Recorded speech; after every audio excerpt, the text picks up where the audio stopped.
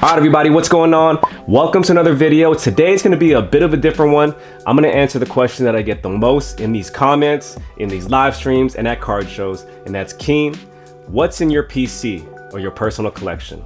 Well, let's jump into it. Probably one of my more recent pickups. I got this from Golden Auctions. Tupac Shakur's bank card, City National Bank from 1992, I believe.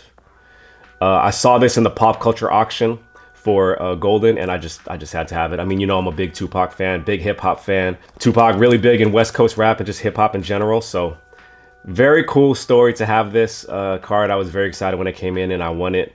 Paid up for it, but just to have Tupac's bank card, Tupac Amaru Shakur, I think that's really cool. All right, next one, or actually it's something else that has a little bit of value. UFC is such a new sport. I've said this a lot. UFC is such a new sport. It really started in 1993. So that's only like 30 years old, but it's one of the fastest growing sports in the world. And I always think when you go back and you're going to look for vintage UFC cards, how far back can you really go, right? So if you can get old UFC cards, older than the 90s because it didn't exist, you're going to look farther back in combat sports and boxing. And I've been trying to do a lot of like old boxing. Of course, Cassius Clay, his rookie card, super expensive, very valuable, very sought after, widely regarded one of the greatest of all time. But I went back even further than that. A lot of boxing, pundits and people widely regarded as one of the greatest of all time, and that's Sugar Ray Robinson. 1948 Leaf rookie Sugar Ray Robinson in a PSA 4. So I have no real reason to let it go, and I hope that stays in the collection for a very long time. And even going back further than that, this is now just bordering on the Americana, right? 1910 Jack Johnson. I believe last I checked there was only 15 of these graded in the world. 1910 EUNC Candy Jack Johnson in a PSA 1, and first African-American champion, heavyweight boxing champion. Again, just a good piece of history, good piece of Americana, something I'll probably never sell. So let's put that on the back wall right there. And while we're on the back wall, let's talk about some other cool stuff here. I bought a bulk collection. So I guess a lot of why people ask me this question of what do you actually collect? What do you collect? Because I'm always moving through inventory, buying stuff and selling stuff so fast. They want to see what's the stuff that actually stays behind. And this is a card that I bought in a big bulk deal. And I was processing that collection on what I was going to sell and what I was going to keep. I came across this. I was about to sell it and I thought, this is a piece of Hollywood memorabilia. 1983 cape from Superman 3. And if you look back there, it says it's been certified as having been worn by Christopher Reeves. I guess they can't say Christopher Reeves. This is Christopher on Superman 3. So I thought this was really cool. I kept it. I sent it in and get graded. I didn't care what grade it got. It came back a PSA 4. And I just love being able to say that I got a piece of Superman's cape in my collection. And on the movie theme, I thought this was cool. I saw this on eBay and I had to pick it up. It's a set used piece of the Los Pollos Hermanos cup from one of the arguably greatest TV shows of all time, Breaking Bad. So if you've ever watched that, you know that Gus Fring owned Los Pollos Hermanos, and that's a piece of the cup that was on there. So that's super cool as well. All right, let's keep it moving. We got a lot to get through, so let's try to speed this up. This is really cool. I don't know, you guys tell me if this story is true. I've heard it from a couple different people, but this card, the 2017 Panini Optic Scottie Pippen Retro Series, apparently, word on the street is that Panini got a cease and desist because they have Michael Jordan on this card. And I love showing this card because I say, look, it's a Panini Optic Jordan card. They said, no, that's not Jordan. That's Pippen. I said, no, look closer. Right there in the bottom right corner, the 23, Michael Jordan on an Optic card. So I thought that was pretty cool. I had to pick this up. I picked up a few of these, but this one's numbered to 99, so I paid up for that one. Or actually, I bought it raw, and then I sent it in to get graded. So you guys let me know, is that true? Did Panini get a cease and desist for having Jordan as a few pixels in that bottom right corner right there? That's a fun card right there. Another fun story. Actually, let's go right here. On the topic of Jordan, here's a card that stays in my PC, and I'm very passionate about this card. Let me tell you why. One of the Burbank card shows, probably the second one, I picked up this card. It's a Michael Jordan refractor. PSA 8. 1993 finest. What's wrong with this card? Brother, that is not a refractor. So, somebody came to my table, and in the hustle and bustle of all the deals that were happening, I missed that this was not a refractor.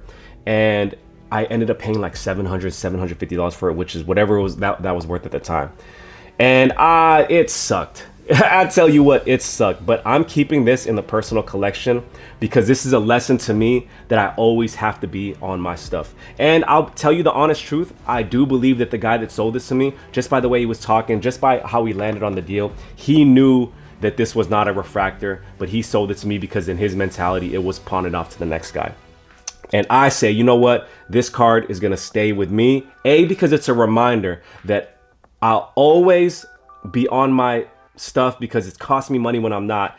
But more important than that, I'm not going to go to that length to try to make myself whole at the expense of somebody else, which I don't even know if I'm sure the person that sold, the guy that sold me this card, the person that sold this to him, did the same thing to him, and it's just a line of people just burning the next person. I just don't do business that way. I don't believe in that. I do believe in karma, and because of that, this card is going to stay in my collection. A, as a lesson to always be on my business, and B, I'm always going to do the right thing. So keeping this in my collection, it's a $700 lesson, and for that, I love it, and I always remind myself, you know what? I'm not gonna try to make myself whole at the expense of someone else's mistake, regardless if that's how someone did to me or that someone did to the person that sold this to me.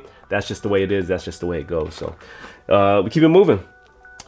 This is a really cool card that has a really cool story behind it. A Donald foil, number to 5 auto. So funny story with this card and this player.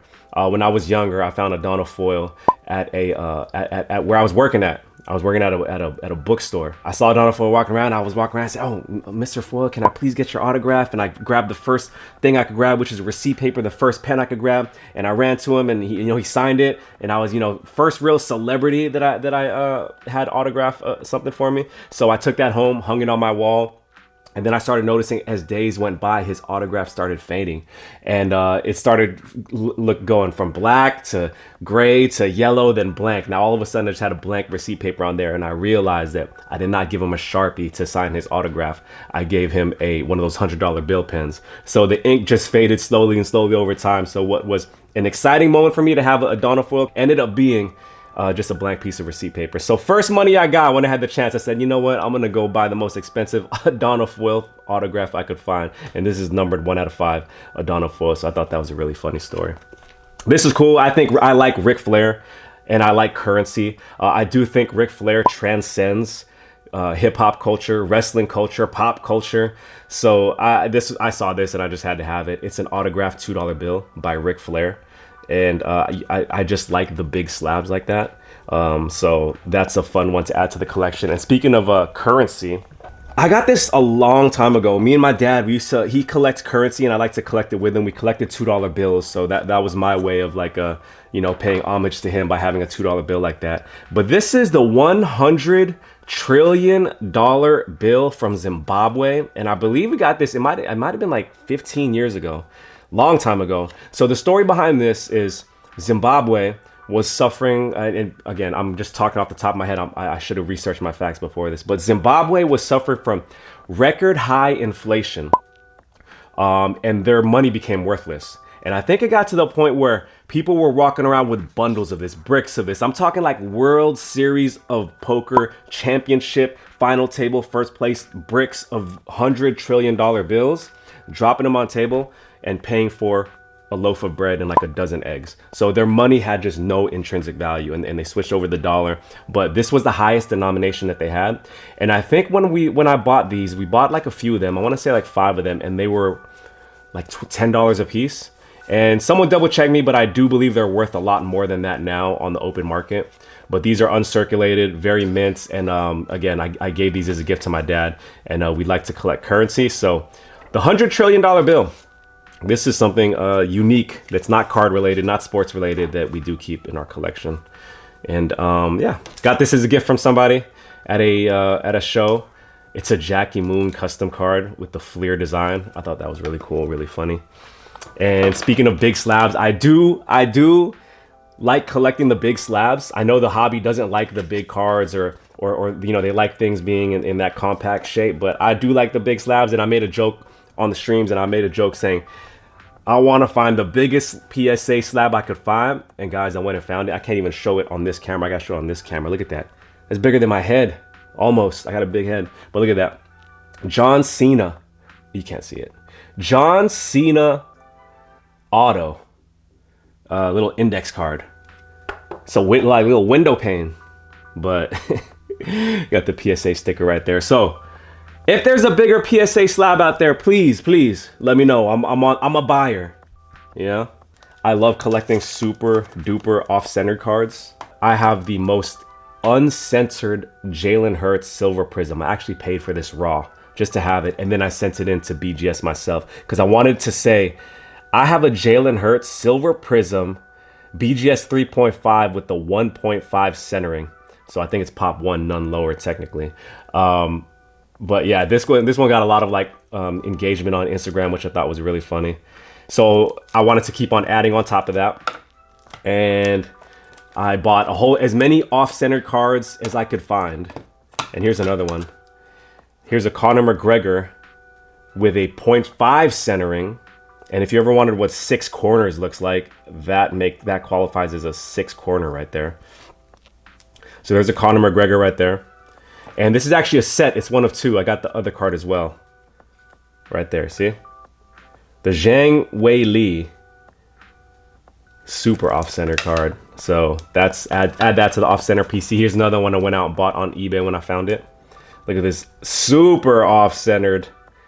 You got a PSA 9. That's not bad. So none of the, again, this is PC. None of these are for sale. I know a lot of people like this off-center stuff, but I just can't. It's part of the collection. Another off-center card. There's a Bradley Beal. I sent these all in myself. Some call it a waste of money. I call it a spectacular waste of money, but it makes me laugh. Here's another one right here. Here's another one right here. This one I didn't grade this one. I actually bought this one. So someone actually sent this in to get graded. So I'm glad that they're thinking the way that I am. So that's the off-center PC. Real quick, let's jump back to the Ric Flair. I bought this card years ago, and I think it's just really funny. It's a Ric Flair patch auto, and that's a piece of an Armani suit. You can see the pinstripes on it, and it says on the back right here, Ric Flair wore this Armani suit on Impact Wrestling in 2011. So you can see the pinstripes on it. It's numbered 4 out of 5. What's it worth? Who knows? I'll just never find it again. So I keep that in the collection.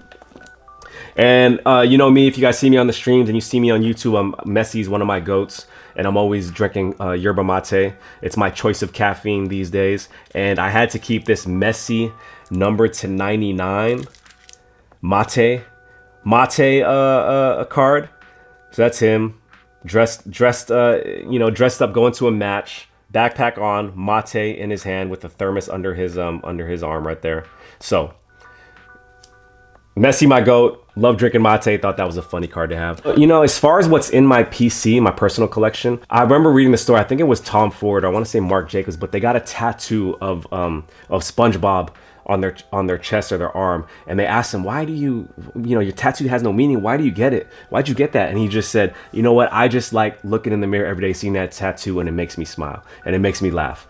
And that's the type of stuff that I kind of like in my PC when I look at that off-center stuff, or that the Messi mate or the Ric Flair. It just makes me laugh, and it's a good conversation starter. And I've never had an experience on the chat or on the streams when I show my personal collection and we all don't have a laugh and we just say, oh, I've never seen that before. So that's the kind of stuff that I like. Stuff that is just unique, and I'll just never see it again if I do decide to sell it. So I never sell it. One of my favorite movies of all time, Christopher Nolan's Batman. And because of that, I do have a Joker collection, the Heath Ledger Joker. One of my favorite characters, one of my favorite actors playing a character, one of my favorite movies. So I got a bunch of those as well. Because of that, I had to start getting all the other Batman cards. So there's a Jack Nicholson from the Michael Keaton Batman. There's another one right there. Found this set and I sent it in to get graded myself, and I thought this was just something that was like really super cool to look at. That's one of my favorites right there. That's just a fun thing to showcase and look at. All right, guys, so that's it. That's the bulk of my collection. If I'm missing something, which I'm sure I am because I got a bunch of stuff that I'm stockpiling, maybe I'll create a reel and I'll link it to this video. If you like what you saw, let me know in the comments. Let me know specifically what card you like, what story you like, what resonated with you. I'd love to hear from you, but more importantly, please let me know in the comments what item, what card, what memorabilia, what anything you have in your collection that has a great story behind it and something that you love that much you'll just never sell. I'd love to hear from you. So if you like what you saw, please like, comment, subscribe, and I'll catch you on the next video. Peace.